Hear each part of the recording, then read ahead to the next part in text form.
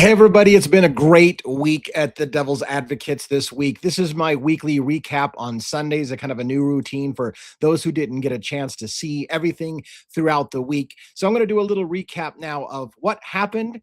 If you missed it this week, a little bit of a review of the thumbnails so you can kind of get an idea of each episode and maybe a little recap of the lives that you missed. What a huge week. A lot of things have happened. Let's get into it. The devil's in the details. Let's go.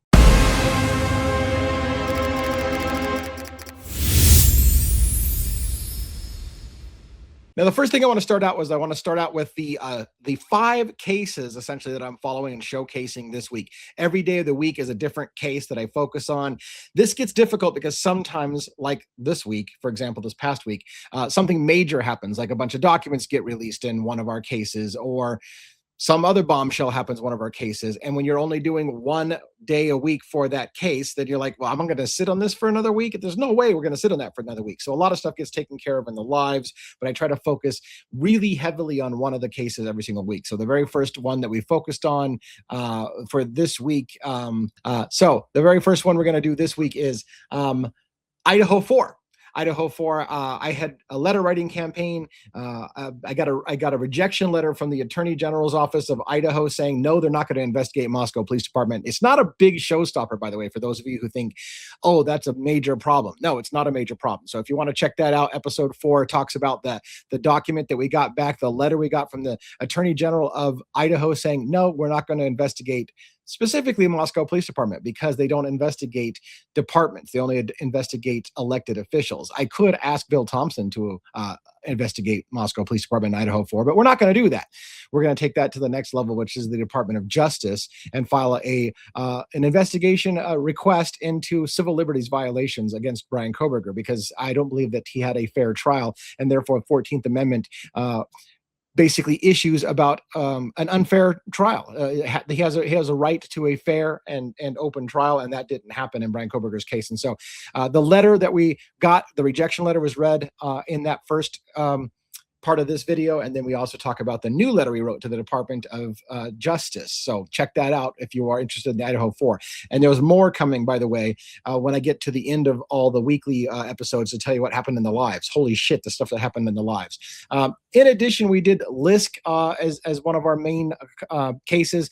This Millions of Peaches episode was about Andrew Dykes, an individual who they're now have arrested for Tanya Jackson and her baby. Is it Tatiana Dykes?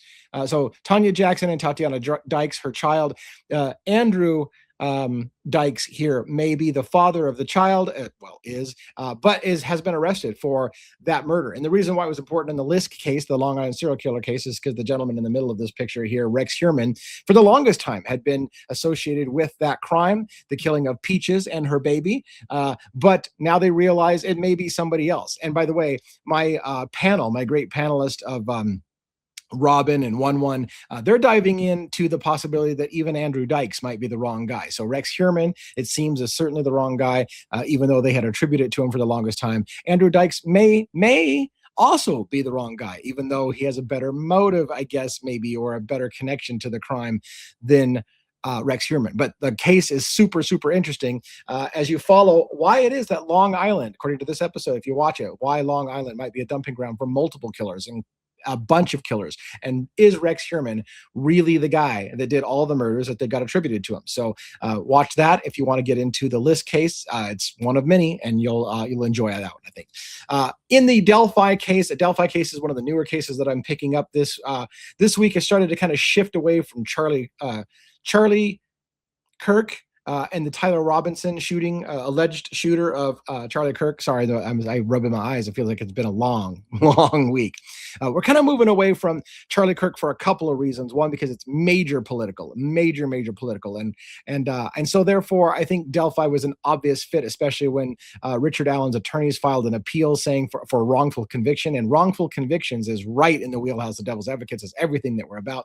So what does this tell us? This video right here that I did on Delphi this week focuses on some of that early evidence, the bridge guy, the bullet that was left behind, the unspent bullet at the scene that ultimately was what they used to tie Richard Allen to the crime scene, among other some shaky things. I talk about my first impressions because I haven't been following this case, the Delphi case. I saw a lot of stuff on the internet like you did, but I didn't follow it heavily as a true crimer. And now that I'm getting into following it as a true crimer after the trial's over and Richard Allen's been convicted and sentenced to 130 years in prison, I'm going back and looking at the beginning and saying, wait a minute, he's got an appeal for wrongful conviction. Why? Where did it go wrong? And holy shit, you should watch that episode if you're not familiar with the Delphi case. Even if you are familiar with the Delphi case, you might want to watch my take on the series because I tend to see things other people didn't see. Plus, I'm looking at it with a fresh set of eyes. And so you might appreciate a fresh set of eyes, especially if you've been at it for years. And now you can see what it looks like looking through somebody who's coming to it for the first time. And there's a lot of really good stuff in here, some good insights. And we did a lot of talks during the week in the lives as well about it. So check that out. Another case that I cover is Mickey Stein's. That is the judge who Mickey Stein's pretty much almost certainly shot Kevin Mullins in the judge's chambers in Kentucky, in Letcher County, Kentucky. That's almost a certainty. It's on camera. You can see it. The sheriff is not wearing a mask or anything that can hide his identity. It's obvious who pulled the trigger and shot him in cold blood. But that's not where the case ends because that county seems to have some major problem. And so in this episode, this last week, when I covered the Mickey Stein's case, I covered a lot about a trial related to Mickey Stein's case and the problems with small town justice. We kind of focused on Ben Fields and a trial coming up for Ben Fields, a civil trial. He's already been convicted in a criminal case. Ben Fields has been convicted in the criminal case, but he's also facing a civil case. And in that pursuit of Ben Fields related to the shooting of the judge, and you'll have to watch the video to try to understand how that all fits together. We dive into this week how small town justice works. Small counties where the sheriff's deputy is also the correctional department coordinator and watches in-home ankle monitoring and all kinds of different places. When you have a small town, you tend to do multiple roles. And this case is got a nutbaggish amount of things circling around it. So check out the small town justice episode because it also kind of informs another case. I'll get to that in a minute on my deep dive for the week. We also covered Luigi Manjone, who just had 3 weeks of suppression hearings in his case in the state of New York and the federal government cases against Luigi Manjone. The federal government heard suppression hearings about whether or not the arrest in Pennsylvania was legal. They're about to rule. Margaret Garnett in that case is about to rule on the 9th, which is just in a few days, really, coming up from this video. On the 9th, Margaret Garnett is going to on the 9th, Margaret Garnett is going to hear 30 minutes of argument from the defense and the prosecution. I think Margaret Garnett has already made a decision, but she's going to let them have 30 minutes to do final arguments and then rule probably in writing a week or so after that. It's a monumental decision in this case. This is going to be whether Luigi Manjone is facing the death penalty or not. So counts 3 and 4 in the federal government versus Luigi Manjone, that's the United States versus Luigi Manjone in the Southern District of New York. Counts 3 and 4 carry potential death penalty. And in fact, the federal government has filed a notice of intent to execute Luigi Manjone, to seek the death penalty. So that notice of intent is what Karen Agnifilo is asking to be removed.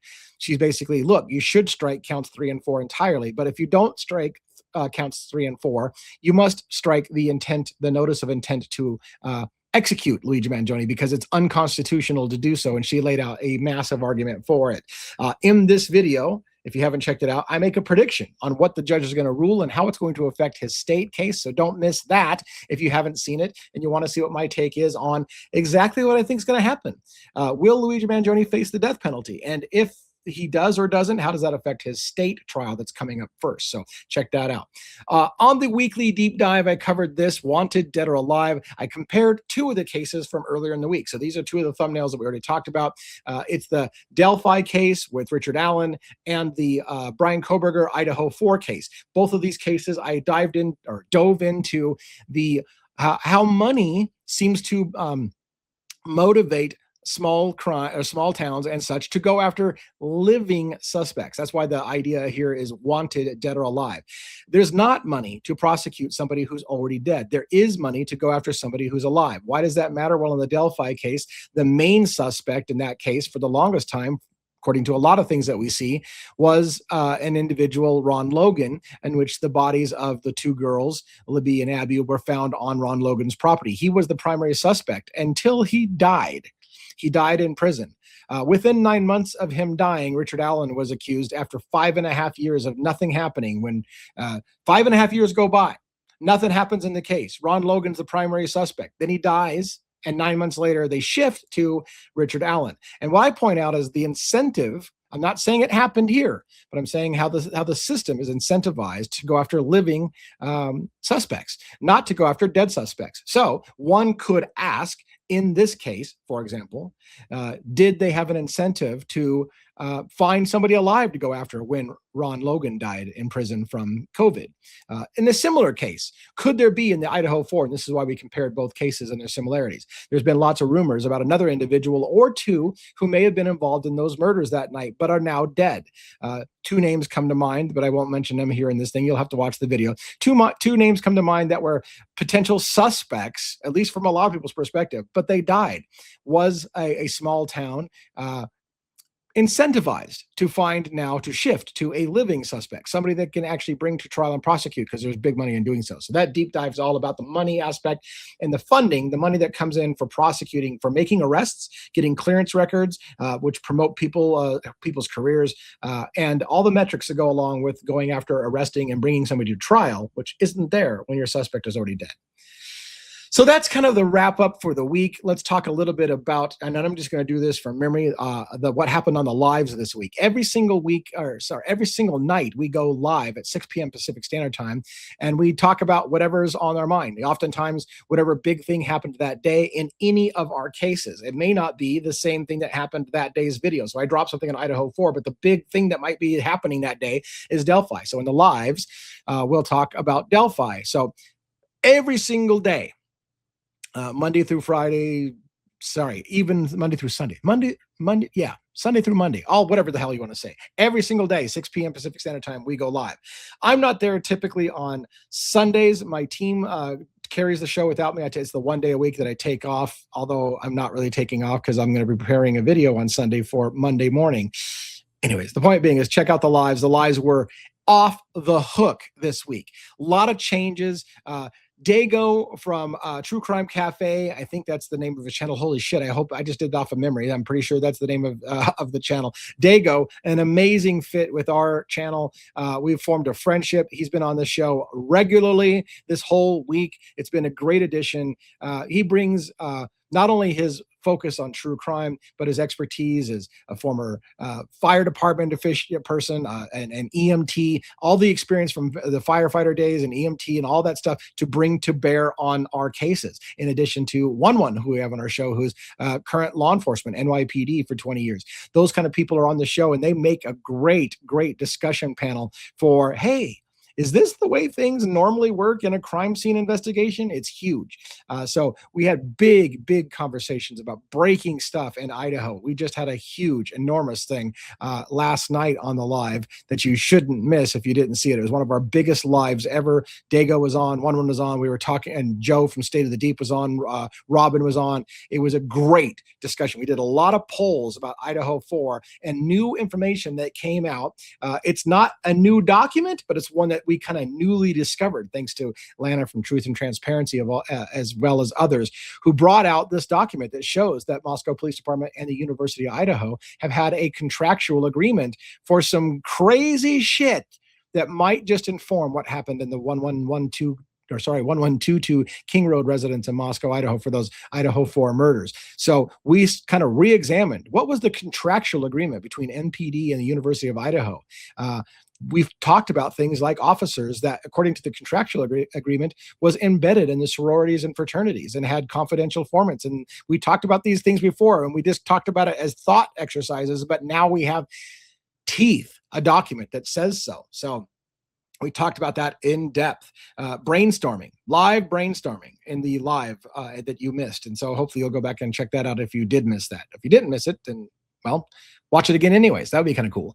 Like, subscribe to this channel. I should have said that at the very, very, very beginning. I don't say that enough because we do need more and more subscribers. It's a major key to the metrics that YouTube uses to decide whether or not our channel's cool or not. So if new people aren't subscribing on a regular basis, YouTube's like, well, they're kind of burning out. They're not all that popular. Nobody really signs up for it. So do us a favor. If you like the content, if you like the panelists that we have, if you like the experts of fire department and police officers and our attorneys we have on, like the custody queens and Ali Benevento, criminal defense attorney, and John Ray, in the LISK case, major attorneys, criminal defense attorneys, and more that come on the show and talk about the law, when we break down legal documents, you are missing something on this channel if you're not already a subscriber. So check us out. We got a big week ahead, and that's it for the wrap up. Have a good one.